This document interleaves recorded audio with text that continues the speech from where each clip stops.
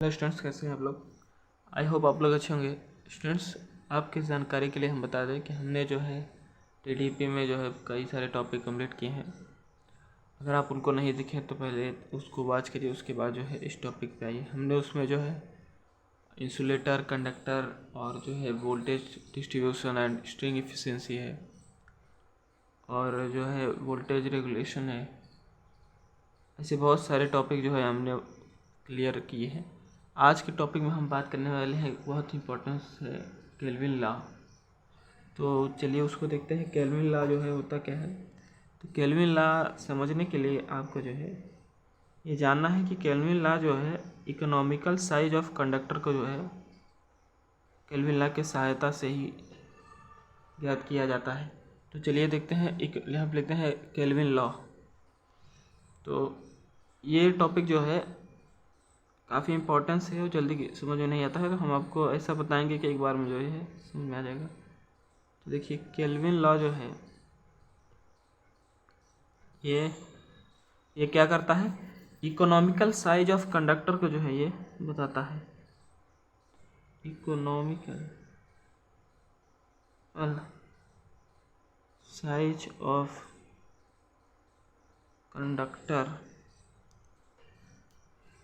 Conductor को जो है ये क्या है, केल्विन लॉ की सहायता से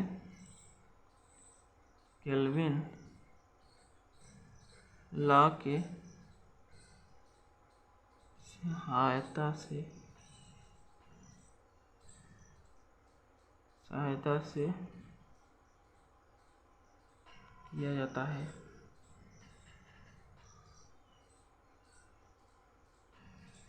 तो इसमें जो है आपको समझिए कि इकोनॉमिकल होने के लिए जो यहाँ पे कुछ कॉस्ट भी है, क्योंकि यहाँ पे आप तीन टाइप्स की कॉस्ट देखेंगे। तो पहले हम समझते हैं कॉस्ट जो है कौन से, जैसे कि आपका एक है इसमें फिक्स्ड कॉस्ट है, एक रनिंग कॉस्ट है और एक सेमी फिक्स्ड कॉस्ट है। फिक्स कॉस्ट हम इसलिए बोल रहे हैं स्टूडेंट्स कि ये आपका जो इकोनॉमिकल साइज ऑफ कंडक्टर की बात हो रही है। तो ये केल्विन लॉ हम लोग किस लिए लगाते हैं कि इसमें हमें फिक्स करना होता है कि हमारे ट्रांसमिशन लाइन में जो है कितना उसमें कॉस्ट जो है हम मतलब कि कौन सा इकोनॉमिकल कॉस्ट है जो जिसको हमें ज़रूरत है। तो उसी को फाइंड करने के लिए जो है केल्विन लॉ का प्रयोग किया जाता है। तो देखिए केस इसमें जो आपका फिक्स कॉस्ट है, रनिंग कॉस्ट है और सेमी फिक्स्ड कॉस्ट है। तो फिक्स कॉस्ट में क्या होता है कि फिक्स कॉस्ट में जैसे आपके इंसुलेटर, टावर, क्रॉस आर्म, ये क्या है कि ये एक बार आप लगा दिए तो ये क्या कुछ समय के लिए फिक्स रहता है, इसकी कॉस्ट जो है फिक्स बोला जाता है। और रनिंग कॉस्ट क्या है, जैसे मान लीजिए आपके कंडक्टर में धारा जा रही है, तो उस धारा जो है मान लीजिए उसमें जो है धारा जा रही है, तो उससे जो हानियाँ भी होती हैं और हानियाँ की वजह से जो डैमेज हुआ है उस डैमेज को जो है सुधारने के लिए या उस डैमेज को हटाने के लिए जो कॉस्ट लगता है उसे रनिंग कॉस्ट कहते हैं। और ये ऑफ कोर्स ये बात है कि ये जो है ये कॉस्ट जो है रनिंग इसलिए बोला जाता है क्योंकि ये क्या है, ये लगातार जो है ऐसे तो है नहीं, इसका क्या है एक फिक्स नहीं है, ये क्या है एक प्रकार का रनिंग है।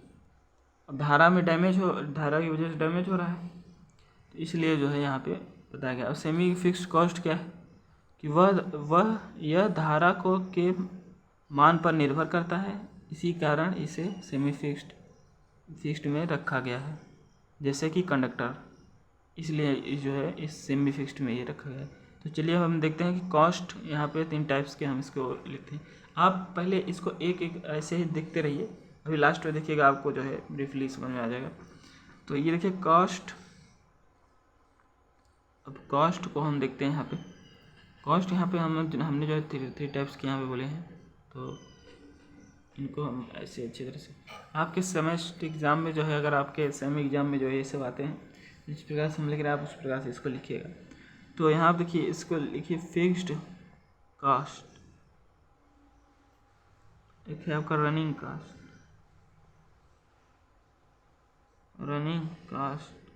और एक है आपका सेमी फिक्स्ड कास्ट। अब देखिए, अब इसके लिए आप समझिए फिक्स कॉस्ट में हम क्या लिख सकते हैं। फिक्स कॉस्ट के अंडर में आपका आ जाएगा, क्या आता है इसके अंडर में, इंसुलेटर,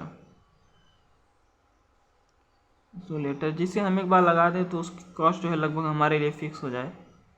टावर और क्या है, क्रॉस आर्म।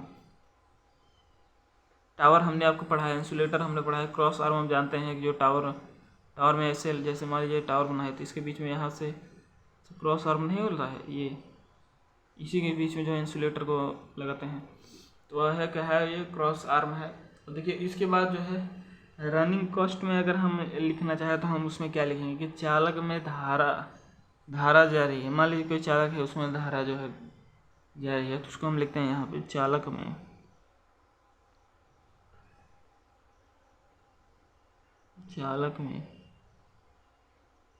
धारा जा रही है।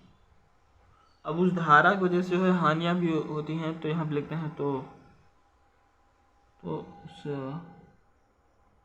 धारा की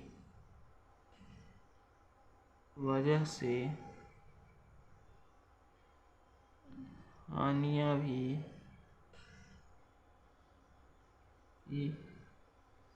होती हैं।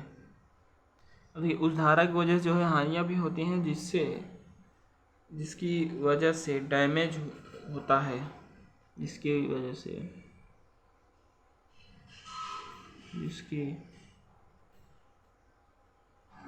से डैमेज क्रिएट होता है, और इस डैमेज को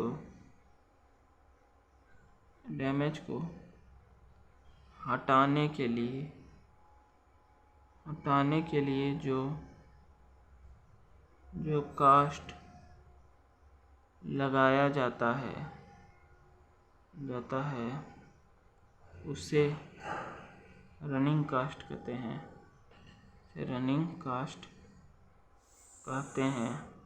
आई होप स्टूडेंट्स आप समझ रहे हैं कि चालक में धारा जा रही है तो उस धारा की वजह से हानियाँ भी होती हैं, जिसकी वजह से डैमेज क्रिएट होता है, और इस डैमेज को हटाने के लिए जो कॉस्ट लगाया जाता है उसे रनिंग कॉस्ट जो है हम लोग कहते हैं।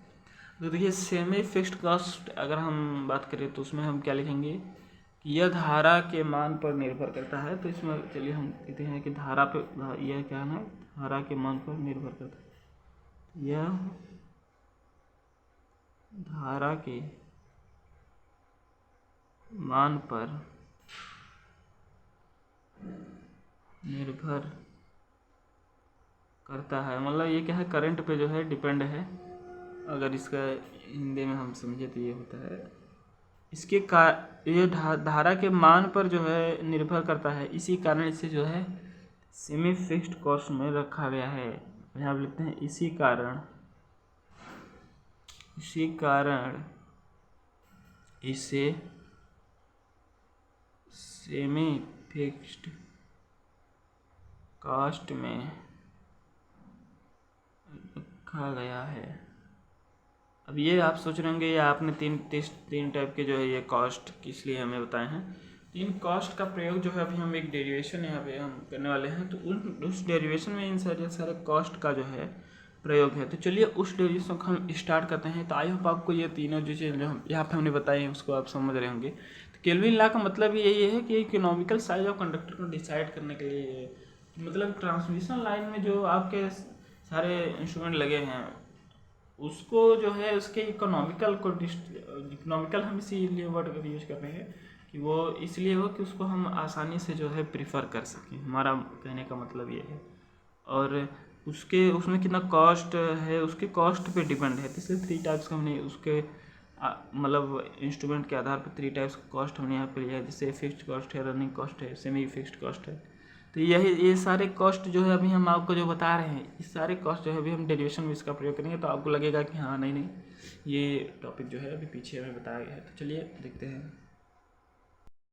स्टूडेंट्स, अब देखते हैं हम उसको क्या डेरिवेशन करने वाले हैं। तो आप एज्यूम करिए कि टावर, क्रॉस आर्म और इंसुलेटर, मतलब टावर, क्रॉस आर्म और इंसुलेटर अब कहाँ था, फिक्स्ड कॉस्ट में था। तो इसलिए हमने आपको इससे पहले हमने उसको पढ़ा था। तो अब एज्यूम करिए, यहाँ पहले एज्यूम करिए कि टावर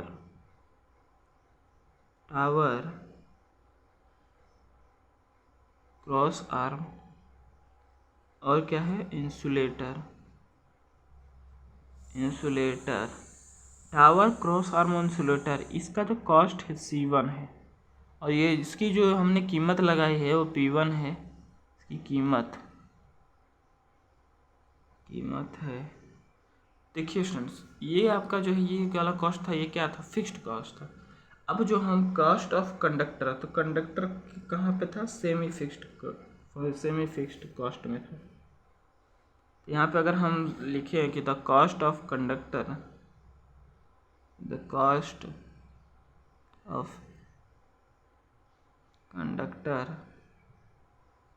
लिखे तो हम लिख सकते हैं उसका कॉस्ट कैसे होगा, क्योंकि कंडक्टर को हम वेट में उसका जो है उसके मेजरमेंट करें, वेट ऑफ कंडक्टर लिखते हैं, cost of conductor equal weight of conductor. Cost of conductor जो ज्ञात करेंगे से वेट ऑफ कंडक्टर से। अब कॉस्ट ऑफ कंडक्टर हम C2 लेते हैं, समझ रहे हैं, उसकी कीमत हम P2 लेंगे। P2 कब लेंगे फिर बता रहे हैं, इसके डायरेक्टली प्रोपोर्शनल करेंगे। देखिए वेट ऑफ कंडक्टर क्या है आपका, जो है वेट ऑफ कंडक्टर मतलब एक प्रकार का ये वेट क्या है, मास है। आप जानते हैं डेंसिटी बराबर क्या होता है, मास अपॉन वॉल्यूम। तो अगर हम मास को करें तो ये क्या हो जाएगा, वॉल्यूम इंटू डेंसिटी। तो अगर हम यहाँ पे मास लिखते हैं तो वॉल्यूम इंटू डेंसिटी, मास कहिए चाहे वेट कहिए, तो के दोनों केजी में होता है। यहाँ लिखते हैं डेंसिटी इंटू वॉल्यूम। देखिए स्टूडेंट, डेंसिटी अगर हम इसको देखें, डेंसिटी को आप सेम रहने दीजिए, डेंसिटी। वॉल्यूम क्या होता है, एरिया इंटू एल लग सकते हैं हम इसको वॉल्यूम को। अब देखिए, अब आपका जो ये एल और ये डेंसिटी है, इसको जो है हम P2 मानते हैं, P2 मानेंगे हम इसको। अगर हम P2 ले लेते हैं तो ये क्या हो जाएगा, P2A, ये तब ये आपका इक्वल हो जाएगा। समझ रहे हैं मेरी बातों को, ये इक्वेशन जो है आपको फाइंड आउट होगा। इसके बाद जो है हम रनिंग कॉस्ट देखते हैं स्टूडेंट्स। रनिंग कॉस्ट में जो है हम क्या अब आने वाले हैं। अब रनिंग कॉस्ट हमने आपको बताया था कि रनिंग कॉस्ट अगर हम देखें तो ये किस पे डिपेंड था, ये इसको हम C3 बोल सकते हैं। और ये किस पे डिपेंड था, क्या नाम है, इलेक्ट्रिक लॉसेस पर ये जो है रनिंग कॉस्ट डिपेंड था। तो इलेक्ट्रिक लॉसेस जो है किस वे में होती है कि I²R के वे में जो है यहाँ पे होती हैं, पावर लॉसेस होती हैं। तो स्टूडेंट्स, हम आपके जानकारी के लिए बता दें कि यहाँ पर जो है R की वैल्यू आप जो है रेजिस्टेंस यहाँ रखेंगे, R बराबर ρL/A। तो यहाँ पे C3 जो है डायरेक्टली प्रोपोर्शनल है I², यहाँ पे करेंगे ρL/A। अब देखिए यहाँ पे आपको समझने की बात है कि I²ρL, इस सभी को हम P3 ले लेते हैं। P3 क्या है, इसका C3 का कीमत है। तो अगर हम यहाँ पे लिखे P3/A, ये इक्वल लग जाएगा, अब यहाँ से हट जाने वाला है। तो देखिए ये है आपका P3/A।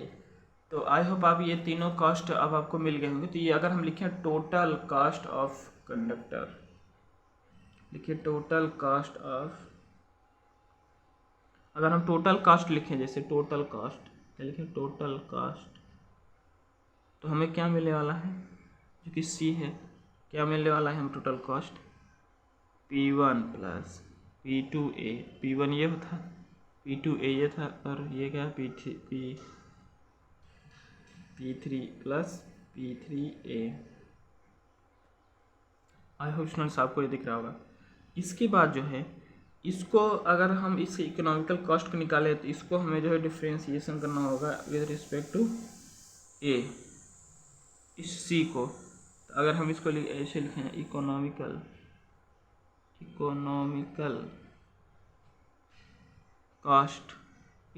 कॉस्ट अगर निकाला है डिफरेंशिएशन C, और क्या हो जाएगा, एक रिस्पेक्ट में करेंगे। अगर हम इस प्रकार से इसको करें तो यहाँ पे देख रहे हैं आप, यहाँ पे A है, तो जहाँ पे A है वहाँ, जहाँ पे A नहीं है उसको कांस्टेंट मान के 0 कर देने वाला है। यहाँ पे देखिए A नहीं, ये भी 0 हो जाएगा, ये भी 0 हो जाएगा, क्या बचेगा, यहाँ पे A है, ये हट जाएगा, यहाँ पे P2 बचेगा। और ये अगर हम करें तो ये ऊपर जाएगा तो क्या हो जाएगा, A -1 हो जाएगा, और ये -1 नीचे आएगा, ऊपर फिर क्या एक माइनस और प्लस हो जाता है। तो क्या हो जाएगा, यहाँ पे -2 का जो है, इसको अगर हम फिर बटे में लेते हैं तो क्या हो जाएगा, A² हो जाएगा।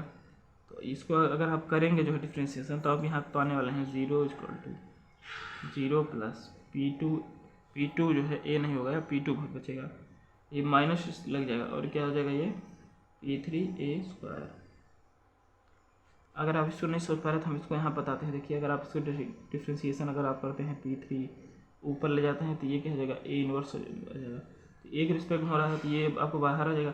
इसकी रिस्पेक्ट में अगर आप करते हैं तो आप क्या पाएंगे, इसकी रिस्पेक्ट ना करेंगे तो ये -1 बाहर निकालेगा और P3a -1 और एक -1 आ जाएगा।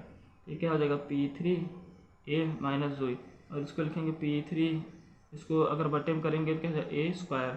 ये देखिए यहाँ पे ये आपको जो है मिल जाएगा लिखेंगे। इसमें मैथमेटिक्स है, आप इसको जो है आई होप आप लोग ये पहले से ही समझ रहे। तो देखिए, अगर आप इसको जो है करेंगे तो ये क्या हो जाएगा P2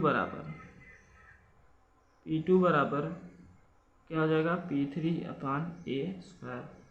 अगर आप इसको स्टूडेंट जो है इस प्रकार से लिखते हैं कि अगर आप इसको जो है ऐसे लिखते हैं P a² बराबर P3/P2, आप यहाँ पे क्या लिख सकते हैं, a बराबर रूट में P3/P2।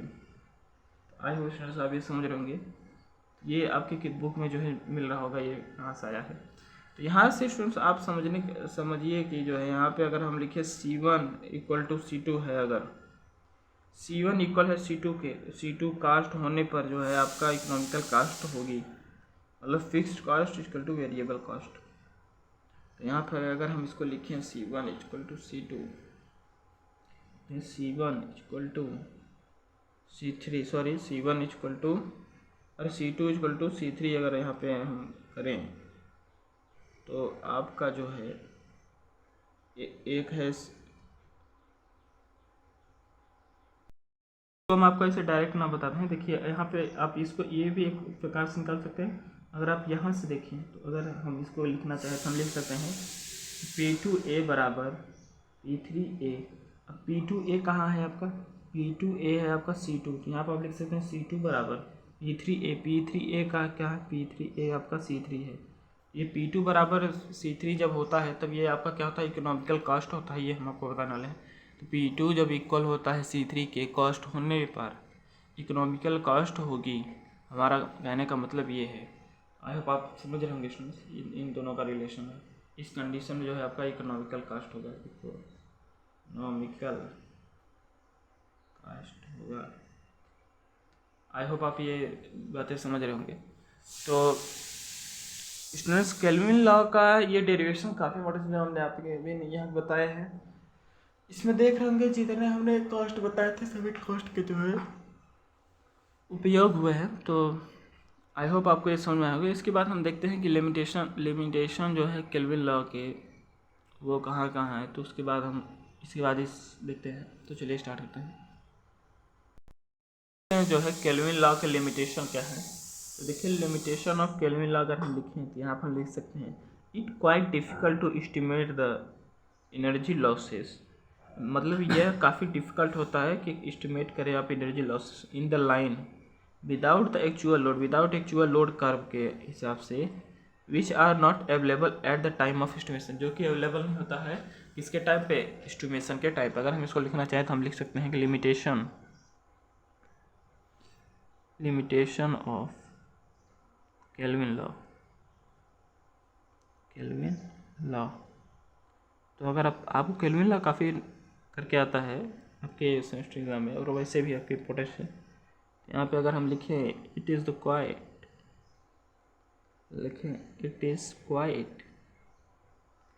Difficult, it is quite difficult to estimate the energy losses,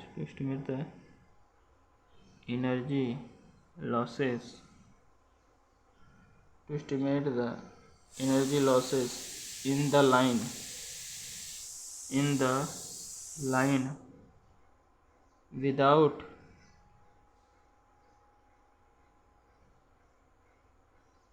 without the actual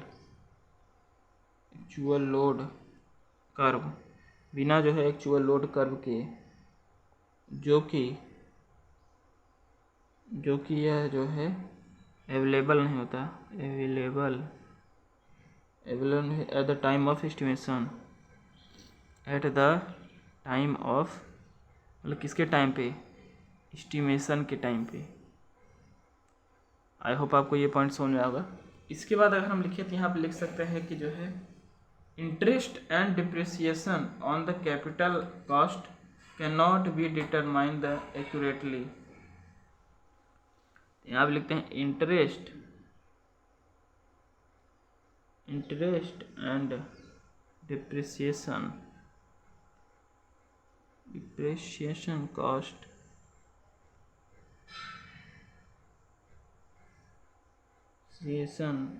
on the capital cost cannot be determined accurately। I hope आप ये समझे होंगे। इसके बाद जो है हम लिखते हैं size of conductor determine using this law, मतलब इस जो साइज ऑफ कंडक्टर को है यहाँ पर डिटरमाइन करते हैं इस लॉ की वजह से। May not always practicable one because it may not have a sufficient mechanical strength. मतलब ये इसलिए होता है कि इसके पास जो है नहीं होता है सफिशिएंट मैकेनिकल स्ट्रेंथ। ये इसमें कहने की आवश्यकता है। तो ये भी एक प्रकार का जो है आपका डिसएडवांटेज है। लिखते हैं the conductor size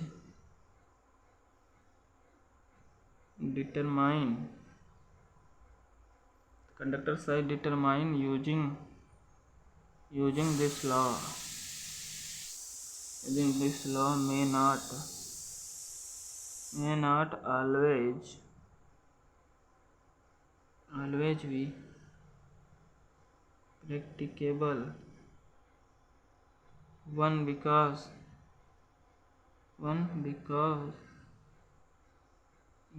it may not have a sufficient mechanical strength. इसके पास जो है वो जो है मैकेनिकल स्ट्रेंथ सफिशिएंट हो। तो अब देखते हैं हम इसके आगे का जो है इसके आगे के टॉपिक देखते हैं यहाँ पे। तो हम आपको जो है दो प्रकार के और बताते हैं स्ट्रेंथ। यहाँ पे हम दूसरा देखते हैं कि किस प्रकार से आपका है। दूसरा अगर हम देखें कि this law does not take into the account several factor like a several factor, मतलब यह लॉ जो है नहीं इसके पास टेक करता है कि अकाउंट सेवरल फैक्टर, कुछ फैक्टर से, जैसे like safe conductor current carrying capacity, जैसे कोरोना लॉसेस है, ये सब के लिए जो है ये डिसएडवांटेज में आता है कि दिस लॉ मतलब यह नियम जो है, केल्विन की बात हो रही है, डज नॉट टेक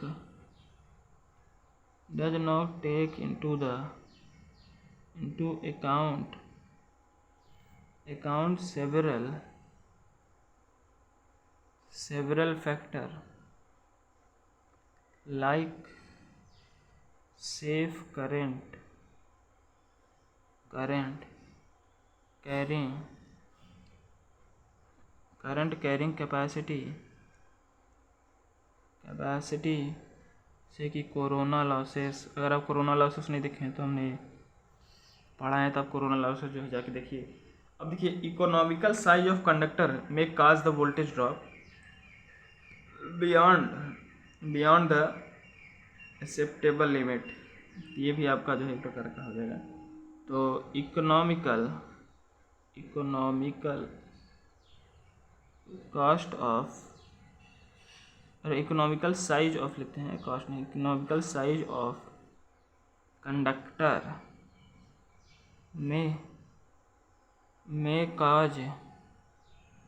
में काज द वोल्टेज ड्रॉप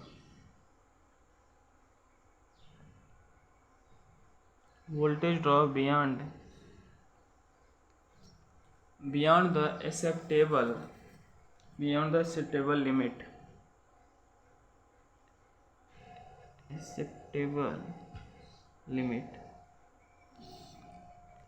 तो स्टूडेंट्स ये कुछ आपके जो है डिसएडवांटेज थे। तो आई होप ये आपको काफ़ी क्लियरली दिख रहे होंगे। तो इसके बाद हम देखते हैं एक आपके जो है ग्राफ है केल्विन लॉ में, मॉडिफाइड ग्राफ है। तो उस मॉडिफाइड ग्राफ को चलिए हम जो है देखते हैं कि किस प्रकार से आपका जो है ये मॉडिफाइड ग्राफ जो है। आप पहले एक बार हम बताते हैं आपका जो ग्राफ द इलिस्ट्रेशन था जो केल्विन लॉ जो भी मॉडिफाई नहीं हुआ था, उससे पहले देखते हैं, उसके बाद हम मॉडिफाई वाला देख लेते हैं। तो चलिए उसको ड्रॉ करते हैं। स्टूडेंट्स आई होप आपको दिख रहा होगा कि graphical illustration of the Kelvin law, इसमें हम देखने वाले हैं as the annual cost of the conductor, मतलब जो है annual cost of the conductor है। ये डायरेक्टली प्रोपोर्शनल के किसके, साइज ऑफ कंडक्टर के, मतलब कंडक्टर के जो है साइज पे डिपेंड है, जो कि आपके इसमें इस ग्राफ में आपको C1 करके दिखाया गया है। ये C1 करके एनुअल कास्ट ऑफ कंडक्टर, ये डायरेक्टली प्रोपोर्शनल है साइज ऑफ द कंडक्टर के, किसके डायरेक्टली प्रोपोर्शनल है, साइज ऑफ द कंडक्टर के। और annual cost of energy losses जो कि आपको दिखाया गया है C2 से, and the total cost curve is obtain by the adding the curve C1 and C2। जो टोटल कॉस्ट जो है ऑब्टेन किया गया है, क्या नाम है, C1 एंड C2 को ऐड करने पर, the lower most point on total annual cost curve give the most economical size of conductor. जो सबसे नीचे लोअर मोस्ट पॉइंट पे जो आपका total cost of the curve given दिया गया है, वो क्या है, इकोनॉमिकल साइज ऑफ कंडक्टर को जो है बता रहा है, जो है दिया है, जो कि point of C1 and C2 है। So here the most economical area of the cross section of conductor, जो यहाँ पे मोस्ट इकोनॉमिकल एरिया है क्रॉस सेक्शन ऑफ कंडक्टर का, वो रिप्रेजेंट कर रहा है किसको कर रहा है, ये OX को यहाँ पे वो रिप्रेजेंट कर रहा है। और जो है the corresponding minimum cost represent by the XY, मतलब OX जो है मैक्सिमम कॉस्ट जो क्या है मिनिमम कॉस्ट को जो है ये रिप्रेजेंट कर रहा है। तो आई होप आप ये स्टूडेंट समझ रहे होंगे कि ये most economical area of cross section of the conductor represent, most economical area of the cross section of conductor represent है किससे, OX से। और जो मिनिमम आपका जो है कॉस्ट रिप्रेजेंट है वो क्या है, X और Y से। तो आई होप स्टूडेंट्स आपको ये समझ में आया होगा। तो ये क्या है, illustration, graphical illustration of kelvin law. इसके बाद मॉडिफाइड भी कुछ हुआ है, तो हम मॉडिफाइड वाला चलिए देखते हैं कि मॉडिफाइड हुआ है उसमें क्या देखने को आपको मिला है। तो चलिए स्टूडेंट्स देखते हैं। ये जानने से लिए बता दें आपको, ये टोटल कॉस्ट C1 क्या है, एनुअल कॉस्ट कंडक्टर है, C2 का है एनुअल एनर्जी लॉसेस, ये क्या है कंडक्टर एरिया। तो स्टूडेंट्स ये कंडक्टर एरिया है, ये क्या है एनुअल कॉस्ट, इन दोनों के बीच में जो है कंपेरिजन करके इसको निकाला गया है। तो आई होप आप ये समझ रहे होंगे। तो स्टूडेंट्स